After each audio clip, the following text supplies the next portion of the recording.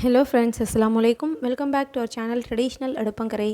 இன்னைக்கு நம்ம மணத்தக்காளி வத்தல் போட்டு எப்படி புளிக்குழம்பு ரொம்ப டேஸ்டா வைக்கிறதுன்னு பார்க்க போறோம். அதுக்கு நான் மணத்தக்காளி வத்தல் எடுத்து வச்சிருக்கேன். சின்ன வெங்காயம், பூண்டு கட் பண்ணி வச்சிருக்கேன். தக்காளி, பச்சை மிளகாய், புளி ஊற வச்சிருக்கேன். வாங்க எப்படி செய்யறதுன்னு பார்க்கலாம் இப்போ. pan வச்சிட்டு 2 ஸ்பூன் ஆயில் சேர்த்துக்கிறேன்.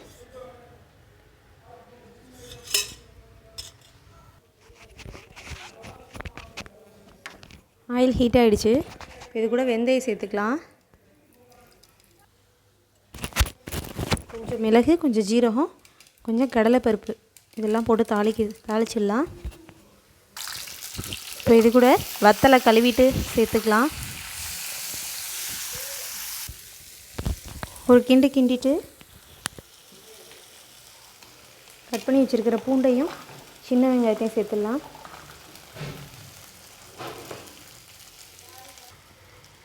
இப்போ இதை நல்லா வதக்கி எடுத்துடலாம். வெங்காயம் ரொம்ப சின்னதாக இருக்கனால நான் முழுசாகவே போட்டேன். பூண்டு கொஞ்சம் அதிகமாகவே சேர்த்துக்கோங்க, எடுத்து சாப்பிட்றதுக்கு நல்லாயிருக்கும். வெங்காயம் இப்போது நல்லா வதங்கிடுச்சு ஓரளவுக்கு.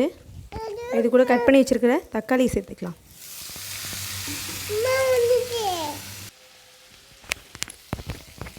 மூணு பச்சை மிளகாய் சேர்த்துக்கிறேன். தக்காளியை நல்லா மசிஞ்சு வர வரையும் சிம்லேயே வச்சு நல்லா வதக்கி எடுத்துடலாம். தக்காளி நல்லா மசிஞ்சு வந்துருச்சு. இப்போ இது கூட ஒரு ஸ்பூன் மஞ்சள் தூள் சேர்த்துக்கிறேன். 2 ஸ்பூன் மிளகாய் தூள்,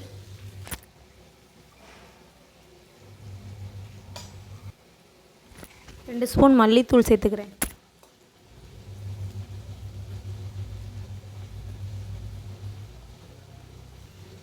இப்போ இதை நல்லா கிளறிட்டு ஒரு தக்காளியை உப்பு போட்டு மசிச்சு வச்சுருக்கேன், அதை இது கூட சேர்த்துடலாம்.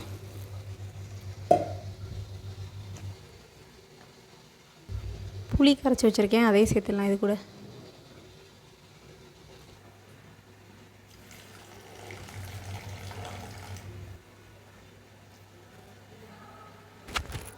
தேவையான அளவு தண்ணி சேர்த்துட்டு இப்போ கொதிக்க வர வரையும் ஒரு மூடி போட்டு வச்சிடலாம்.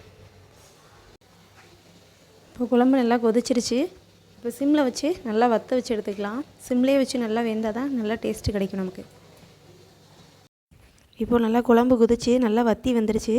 சுவையான மணத்தக்காளி வத்தல் குழம்பு ரெடி ஆகிடுச்சு. நீங்களும் வீட்டில் இது மாதிரி ட்ரை பண்ணி பாருங்கள். எப்படி இருந்ததுன்ட்டு கமெண்ட்டில் சொல்லுங்கள்.